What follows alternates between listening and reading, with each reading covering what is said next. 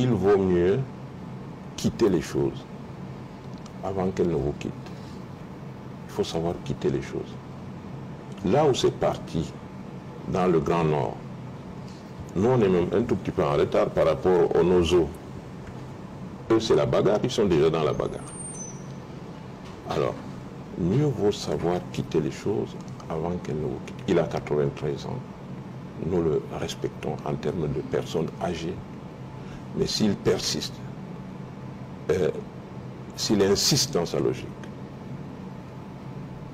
eh bien, la politique, à un moment donné, vous n'avez pas la maîtrise des choses. Parce que quand le peuple décide quelque chose, quand le peuple décide de vous sanctionner, parfois ça peut être brutal. On oublie l'âge. Alors, nous sommes, comme on dit, des Africains bien élevés, bien éduqués.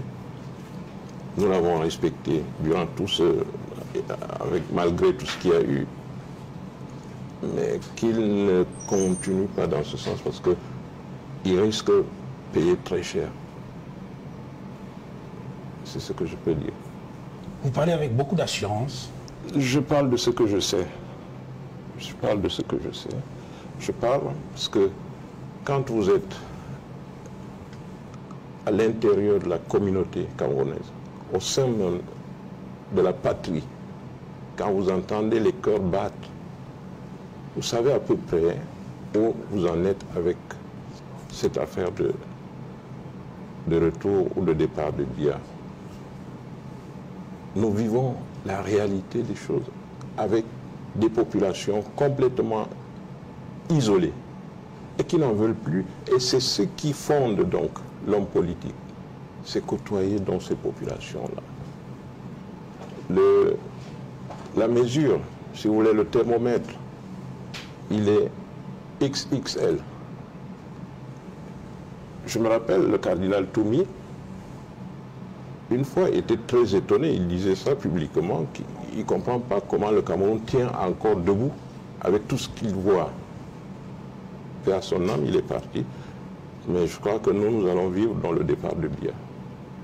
Oui, mais la situation que vous décrivez, elle n'est pas nouvelle. La situation des frustrations, les guerres fratricides dont parlent certains, ça dépend de la où vous mettez le pauvreté curseur. Et tout ce que vous imaginez, ça ne date pas d'aujourd'hui. Qu'est-ce qui change aujourd'hui? Qu'est-ce qui, de votre point de vue, peut permettre qu'aujourd'hui, effectivement, on pense que c'est bon? D'accord. Vous êtes un analyste politique, hein. Je ne vous apprends rien. La mesure se prend déjà par le côté, l'horloge biologique. Le président Biya a 93 ans. Vous voyez cette fatigue naturelle qui le déconnecte des leviers du pouvoir, qui sont automatiquement manipulés par d'autres individus qui n'ont aucun mandat. Et ceci crée donc un trouble de la gérance même des institutions qui fait que la déconfiture, comme on dit, l'œuf pourrit toujours de l'intérieur. L'œuf pourrit de l'intérieur. Nous en sommes là et vous n'êtes pas obligé d'être un savant pour comprendre que cette affaire est arrivée à terme. Déjà l'âge, puis les conséquences du fait qu'il n'est pas très présent, qu'il est même plutôt absent, et la fatigue politique. Le RDPC date de 85, mais le RDPC a un ancêtre, l'UC, qui a donné dans l'UNC, et là, forcément, il faut quand même accepter que les choses s'écroulent un peu de ce côté aussi. Alors, il y a la jeunesse qui n'en veut plus, la jeunesse qui veut autre chose. Et ça se sent, ça se ressent. Alors tout ça mis ensemble, vous garantit que ce monsieur n'en a plus pour longtemps. Et comme il faut passer par des moyens, des instruments, n'est-ce pas, institutionnels, et nous sommes en train d'achever donc de mettre ça en place. No, you said that you and other leaders are working to establish a coordination platform that will bring together political parties, civil society organizations, and other resource persons.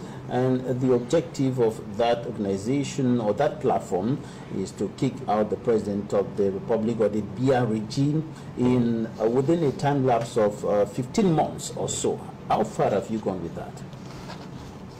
Alors, déjà, nous sommes un pays à plusieurs facettes. Il y a plusieurs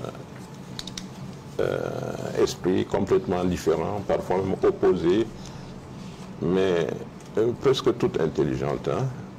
Ces entités sont presque toutes intelligentes. Vous ne pouvez pas aller réveiller quelqu'un pour lui dire viens courir, il court. Non, c'est des gens avec qui il faut discuter, il faut rassurer et il faut partager beaucoup de choses. Et c'est ce qu'on essaye de faire et ça marche.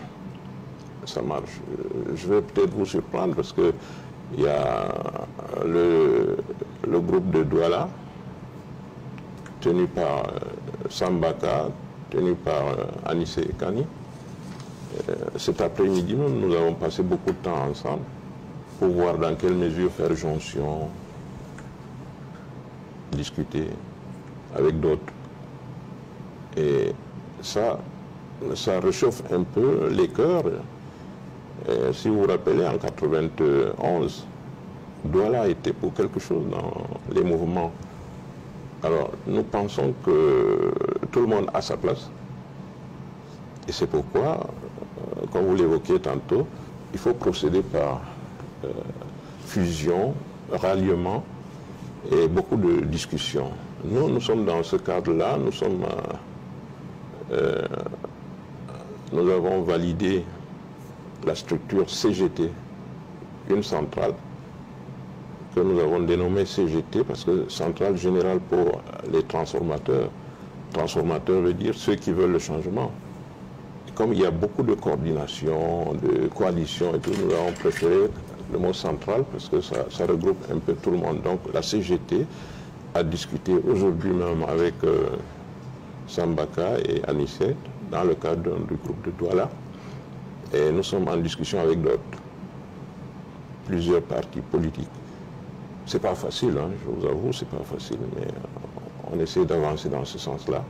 Et parlant justement des partis politiques, il y a cette plateforme, l'APC, l'Alliance pour le changement, qui a validé la candidature du professeur Maurice Kamto. Est-ce que votre parti, l'ANC, peut se joindre à cette plateforme pour atteindre justement votre objectif? Oui, l'honorable Nietzsche, nous nous étions vus à Yaoundé sur sa demande.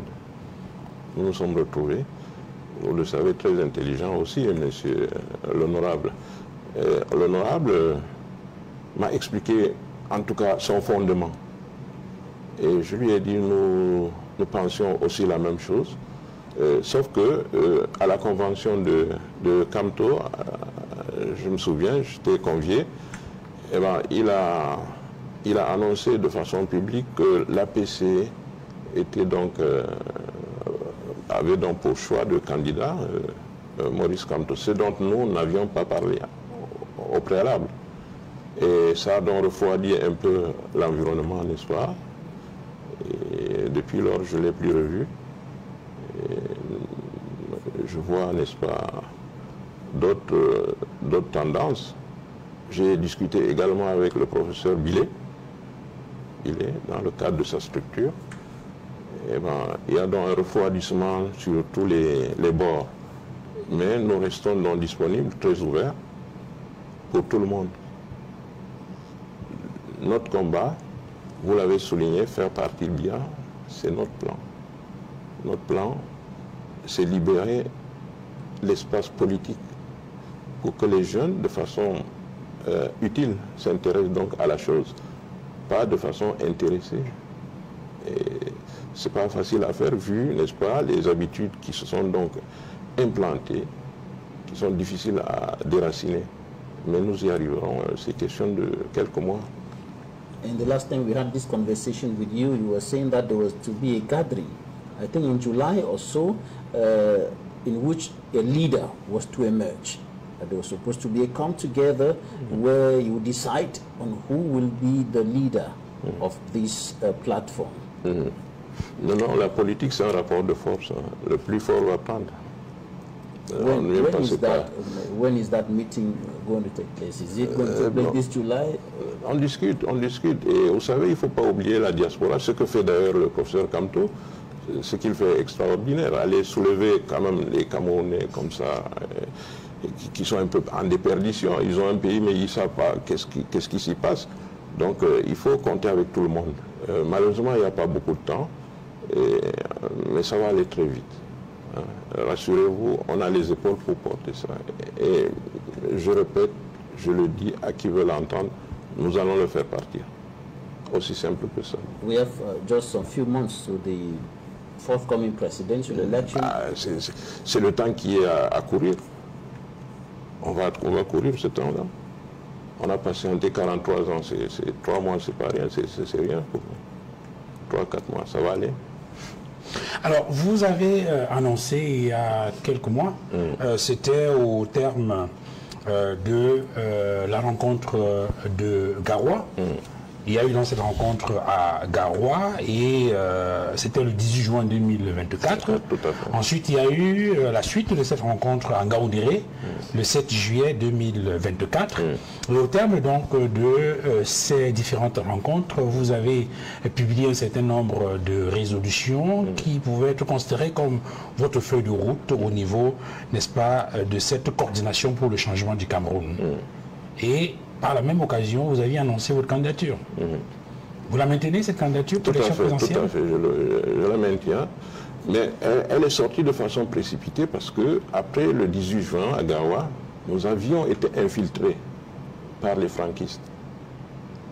Nous avions donc des membres de la coordination qui travaillaient au solde de Franck. Et quand nous l'avons su, il a fallu donc court-circuiter donc cela et évidemment ça a explosé l'appareil. Ils sont partis et on a essayé de retisser, ça n'a pas marché. Donc là maintenant on a rebondi avec la CGT et donc on porte les mêmes projets. Être candidat ne veut pas dire forcément que on sera élu, enfin investi par l'opinion. Candidater, tout le monde peut le faire. Mais si la base dit ok, il faut y aller, on y va. Vous avez été infiltré, la coordination a explosé. Oui. Est-ce que ce n'est pas un faux départ dans un projet sérieux comme celui de renverser un régime? Vous savez, il y a ce que la politique, elle est ainsi faite. Il y a des commerçants politiques, il y a des hommes d'affaires politiques, et il y a des hommes politiques. Et au départ, il y a toujours cet assemblage, cet alliage qui est parfois inconséquent. Et quand vous vous rendez compte, si c'est avant l'échéance, vous avez beaucoup de chance. Mais c'est après l'échéance que c'est un souci. Donc nous nous sommes rendus compte très vite qu'il y avait des soucis et nous avons donc réglé le problème. Autrement dit, vous annoncez votre candidature, mais vous dites qu'il est possible que, en association avec d'autres formations politiques, d'autres courants, que vous puissiez revenir sur votre position et porter quelqu'un, peut-être qui serait peut-être plus, je sais pas, plus charismatique ou plus populaire. Vous avez une idée sur le profil, sur le casting, chez des personnes susceptibles de porter ce projet dont vous parlez? Retenez que c'est le terrain qui impose la stratégie, je le dis toujours. Pour l'instant, dans le cadre donc de nos démarches, je maintiens que ma candidature demeure encore. On verra ce que le terrain va nous imposer. Mais El Hadj Aboubacar, on a l'impression que votre parti ne travaille pas sur le terrain. On voit d'autres formations politiques, le MRC, le FSNC, on voit le PCRN, mais votre parti, l'ANC, on ne le voit pas sur le terrain. Comment est-ce que vous comptez faire partie du chef de l'État, Paul Biya, si jamais vous ne ratissez pas large sur le terrain? Il n'y a pas un parti qui a été aussi dynamique que le MRC. Aussi dynamique, il n'y en a pas. Et le résultat est celui que nous avons. Donc il faut savoir avancer. nous avançons masqués. Il y en a qui avancent à découvert, visage découvert. Donc, on n'a pas les mêmes stratégies. Comment pouvez-vous avancer masqué? Expliquez-nous ça. How can you be moving on the ground in a political game that's supposed to bring together the people? Because it's not about you, it's not just about the leaders, but it's even more about the people who are going to vote, who go to the polls to say, okay, I'm choosing this leader or this other leader. So if you are advancing under the ground and the people may not know you, the people may not even know what you're offering, what you're coming to do, how will they vote for you? Monsieur Babilas, mais alors, si on ne le dit pas déjà en externe, c'est pas sur les médias qu'on va le dire. On ne peut pas donc considérer que nous existons et c'est au pied du mur qu'on reconnaît le bon maçon. On verra bien. Et l'actualité d'ailleurs facilite cette approche, cette compréhension, l'actualité. Vous avez vu, nous avons toujours dit que l'électorat la plus puissante qui contribue à ce que le président Biya demeure où il est, c'est celle du Grand Nord. Et celle du Grand Nord parlant de l'opposition qui a basculé, n'est-ce pas, dans l'escarcelle du régime, eh ben, l'opinion a manifesté sa déconsidération. Aujourd'hui, vous voyez comment ça a explosé. C'est un travail, on ne crie pas sur les toits, on communique entre nous, on discute. Et ça ne va pas. On apprécie les infrastructures, les conditions de vie, on apprécie tout ça, les injustices. Et ça a rattrapé tout le monde. Sans tambour ni trompette, juste en communiquant. Est-ce que vous êtes en train de conclure que la région septentrionale, le Grand Nord, selon votre expression, sera la rampe de lancement du départ ou du renversement du régime actuel? Moi, je lui donnerai d'ailleurs un conseil, le président Biya. Je lui donnerai ce conseil. Il vaut mieux quitter les choses avant qu'elles ne vous quittent. Il faut savoir quitter les choses. Là où c'est parti, dans le Grand Nord, nous on est même un tout petit peu en retard par rapport aux Nozo.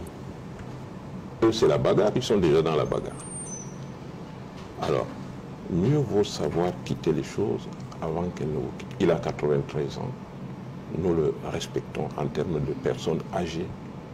Mais s'il persiste, s'il insiste dans sa logique, eh bien, la politique,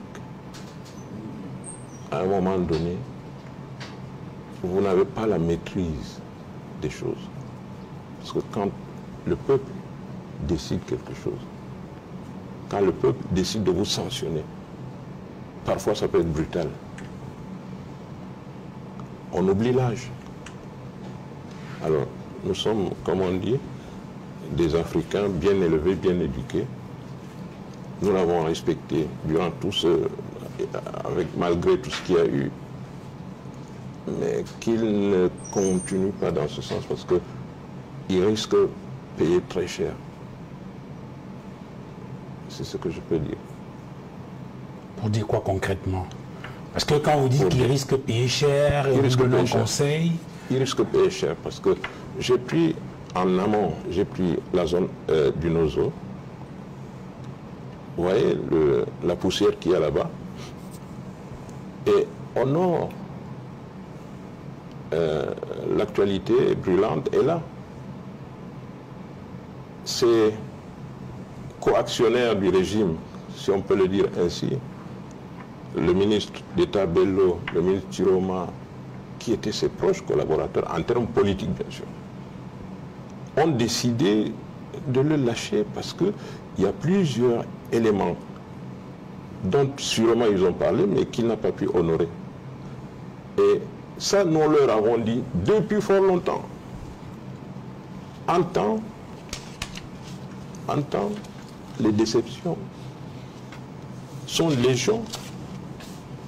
Les désaveux sont légion. les injustices, ça ne se compte pas ces choses-là. Donc, il vaut mieux partir. À vous entendre parler, on a Il vaut l'impression... mieux que le président Biya s'en aille. Parce que le Nord, vous dites qu'on ne nous voit pas, on ne nous entend pas. Oui, ce n'est pas la seule façon de faire le bruit.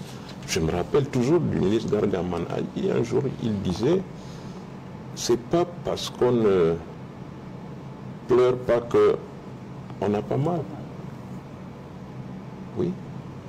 Donc, les grandes douleurs sont muettes. Je sais de quoi je parle parce que je suis du terroir. Je vais, je viens, mais je suis plus là-bas au nord. Il persiste avec un exemple patent. Vous prenez quand Ngongo arrive à Kousséri, dans l'orgueil de l'homme que vous connaissez, il s'est fait humilier publiquement. Publiquement, et c'est les gars de son parti. Et c'est nos frères. Moi, je n'étais pas content parce qu'il y a des choses qui se passent dans le Logone Chari. Je pense peut-être de Coq Alan, mais il y a des cas extrêmes de violence dans le Logone Chari. Et les Boko Haram sont là-bas. Si les militants du RDPC là-bas ne peuvent même pas soumettre leur doléance pour ce qui est de l'aspect sécuritaire, face à un Premier ministre qui est là grâce à leurs œuvres, et ben, je dis, c'est pas sérieux. Heureusement, ils lui ont fait sa cache. Et ça nous a plu. Vous évoquiez tout à l'heure cette visite du secrétaire général de la présidence de la République, Ferdinand Ngongo, à Kousséri. Était-ce un message que le Nord était en train d'envoyer au chef de l'État au regard de ce qui s'est passé cette semaine? Il y a eu plusieurs messages. Il y a eu plusieurs messages. Mais ce volet-là, celui de Kousséri, c'était une humiliation que Ngongo a tenté de nous fournir là, hein, de produire à Kousséri. Et les gars ont dit ça ne passe pas. C'était une humiliation. Les gars se sont préparés pour le recevoir. Bon, je me mêle un peu de leur affaire, mais je dis c'est des maires et tout ça, des élus. Bon, ils s'étaient préparés pour le recevoir et en bonne et due forme. Et puis expliquer les difficultés auxquelles ils font face, notamment sécuritaires. Parce que vous avez suivi, après, ils sont allés piller et incendier la maison du maire de Hili Alifa. Ils sont revenus 3 jours après encore ramasser ses bœufs. Je parle des Boko Haram.